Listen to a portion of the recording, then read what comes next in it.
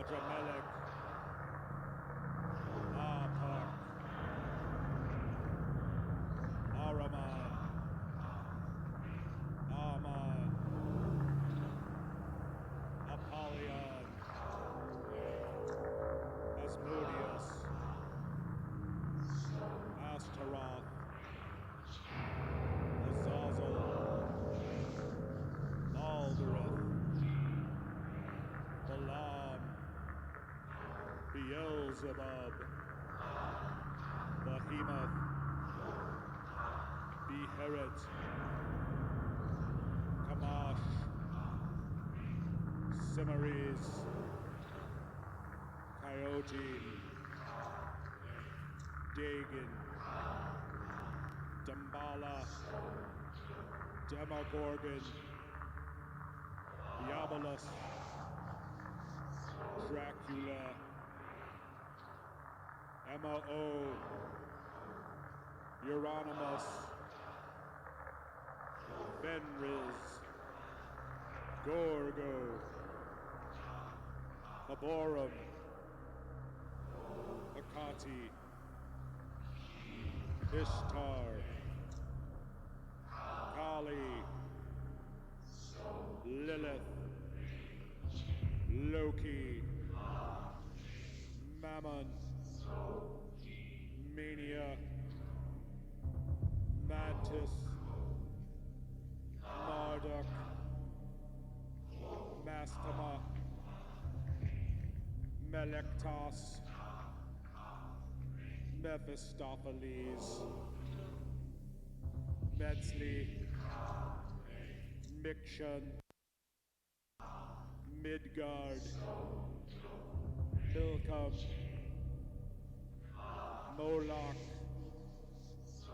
Mormo, Neyama, Nergal, Nihasa, Niha, Oyama, Pan, Pluto, Proserpine, Fuka, Remen, Sabozios, Samael, Samnu, Sedit, Sekhmet, Set, Shaitan, Shaman, Shiva, Supe, Tianmo, Short, Tezcatlipoca, Thamas, Thoth, Conrida, Typhon, Yeyetzin, Yenloawa,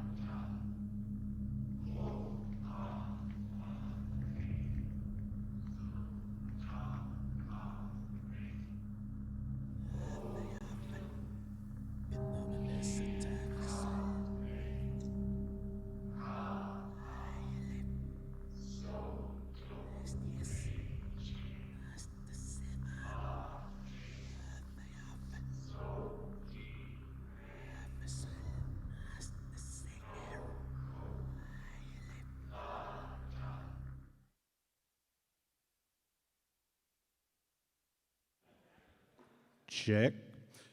Good evening, witches and devils. Thank you for coming out tonight to Radio Arcane's Independent Movie Night. And today we have a very special guest, the Sinister Minister, who is here to mingle and meet all of you whenever, the movie is done. And for those who couldn't make it, you will be able to stream this movie on YouTube and rent it after James's introduction, if you would like. And without further ado, James Mitchell.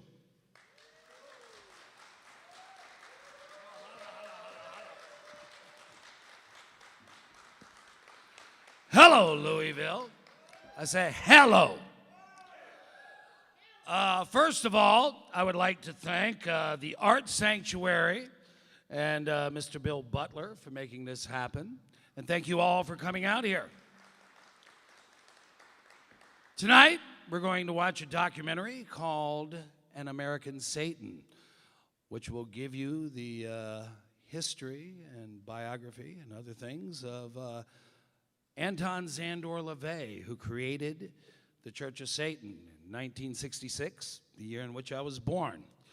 So I don't want to tell you a bunch of things that you're going to see in the movie, so I'll just give you a little personal journey of my own before I send it over to our projectionist. I was not born, luckily, in a religious household. Therefore, the devil was not a creature that drank the blood of babies or killed cats or any other QAnon nonsense that people seem to think is going on these days. In my experience, and one of my very earliest memories was opening up a pantry and seeing a can of Underwood deviled ham. I don't even know if that exists anymore. But I saw this little red Sprite devil guy with a pitchfork, and he looked like he was having one hell of a time. And I remember I was a little scared, and I kind of shut it back, but I kept opening up and looking at it. And as time would go on, because I grew up in the age of Mad Men, for those of you who know that TV series, so it was late 60s through the 70s and whatnot, my dad would have been a product of that culture. So when I would go rifling through my father's sock drawer when he wasn't at home, you would find all kinds of things that one's dad would have. And very often they had devils on them. That might be a devil for a lighter flint or lighter fluid or hot sauce or some naughty greeting card that he had yet to give somebody. But the devil, to me, always represented somebody who was doing what he was meant to do. He wasn't abusing anybody. He was almost like a Looney Tunes character, if that makes any sense. And I didn't have any outside input telling me that, I was going to go to hell for looking at this. So I was able to basically make the devil my spirit animal. Many years later, when I was about 14 or so, I walked into my junior high library, and they had a series of occult books, like Time Life books or something like that. I believe the series was called The Supernatural. And in fact, Bill Butler actually has that at his house, and we discovered this because I'd been talking about it for years and could never find it. I opened up this book, and it had, Aleister Crowley and Edgar Casey and all the usual suspects. But I opened this thing up, and again, I was in the 8th grade in Florence, South Carolina, in a town that was ruled by something called the Florence Baptist Temple. So I'm surprised this book was in the library. And here was this guy with a cowl with horns and a cape opened up like Dracula or Batman or Dr. Doom. And he had the shaved head and the beard like Ming the Merciless or the professional wrestler, the Russian Bear, Ivan Koloff. And it was this culmination of all these things that I had thought were cool, that I'd only seen drawn, in comic books and things. And here he was. And he was surrounded by naked women. So this was a thing. And I remember at the time, because when you're 14, that's when the what do you call them, guidance counselors start wanting to ask you, what do you want to do for a living? I'd already told them I wanted to do wrestling. Well, that's bullshit. You'll never get anywhere with that. We'll go into that later. And various, I want to be a singer. No, you'll never make any money doing that. And then he was surrounded by naked women. I was 14 years old. How do I sign up for that job, right? They did have a skull put in front of their Mound of Venus, I guess. But otherwise, it was pretty shocking book to be in an 8th grade library. Anyway, a few years later, I would go on to look up try to find a copy of the Satanic Bible. And you couldn't find it at Zondervan's, if you guys know what that is. That was one of 2 chain bookstores we had. The other one was B. Dalton. I went and asked for it, and they absolutely wouldn't order it for me. But there was this sleazy joint on the wrong side of town, across the wrong side of the tracks, called Ray's Novel Shop. Ray's Novel Shop is where one would get those True Detective magazines, if you know what I'm talking about. You probably have to be 50 years old to know what I'm talking about. But there's sleazy things. They're great pulp. And you'd get the wrestling magazines, and you could get the only porn, well, not pornography, but, you could get Playboy, Penthouse, and Hustler, that kind of thing there. And they would basically order you any book you wanted. So I went up there like a kid when I was, 15, 16, 15 probably, like a kid walking into Walgreens trying to order condoms for the first time and making up an excuse and saying, hey, do you have a book called the Satanic Bible? And they didn't blink an eye. They ordered it. A week or 2 later, I got it in. And as many of us who are part of this thing of ours, the Church of Satan, would say, I opened it up, and I just felt like I was part of this thing. It was Anton LaVey was saying things in the Satanic Bible that were not permissible in my neck of the woods.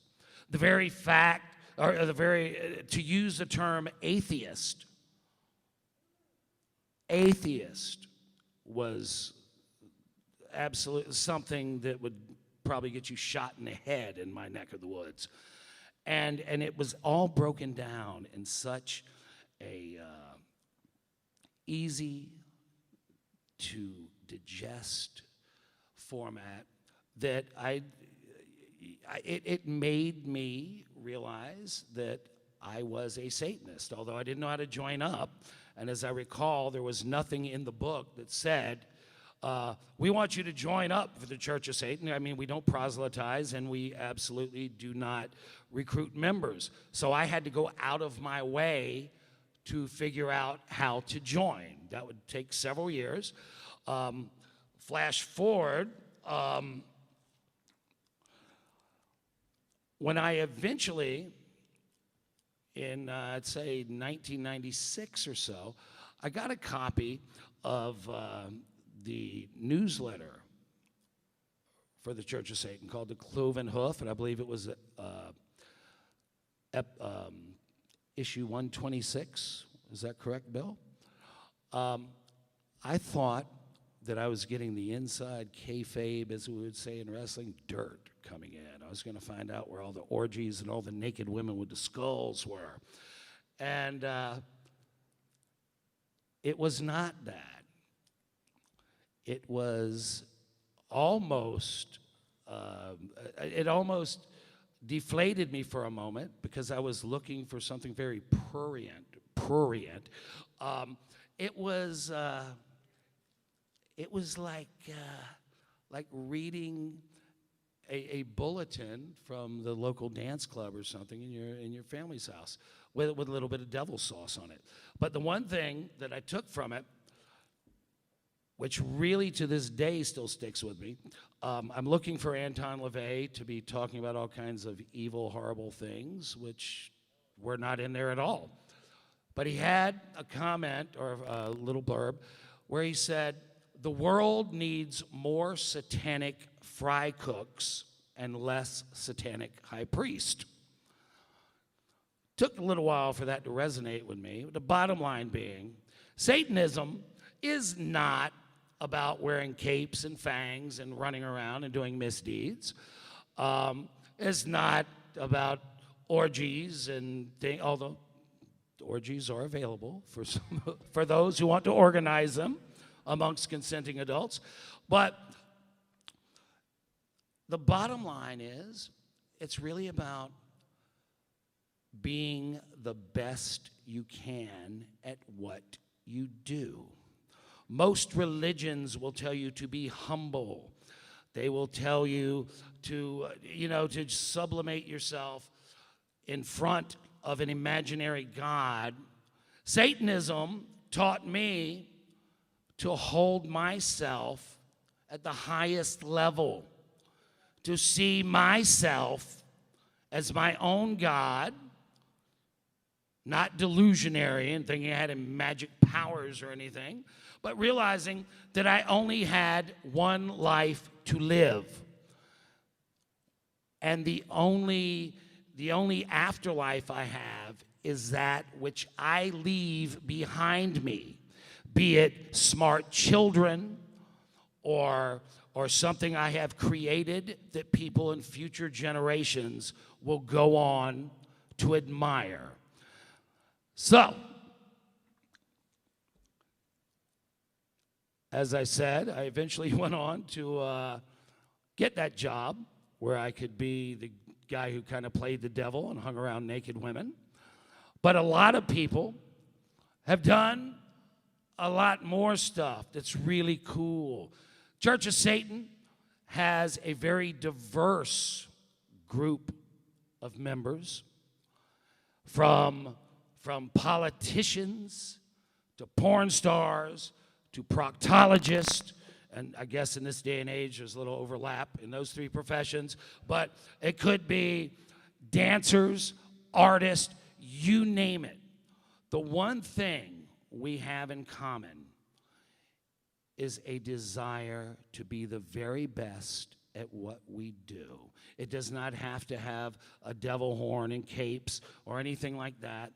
Bottom line is, be the best at what you do. And to quickly put together the, I could put the, bear with me here, I'm freestyling. I could take a cocktail napkin if somebody were to ask me, what is Satanism all about? And I would say, well, I could go through all the purple prose and whatnot, but essentially, if you really wanted me to dumb it down, no stupid assholes allowed, mind your own business, keep your hands to yourself, and master your craft. Be the best you can at what you do. So, anyway, without any further abuse from me, we're going to go ahead and get this show on the road. Our film is called An American Satan. Let me hear a Hail Satan, and let's do this. Hail Satan!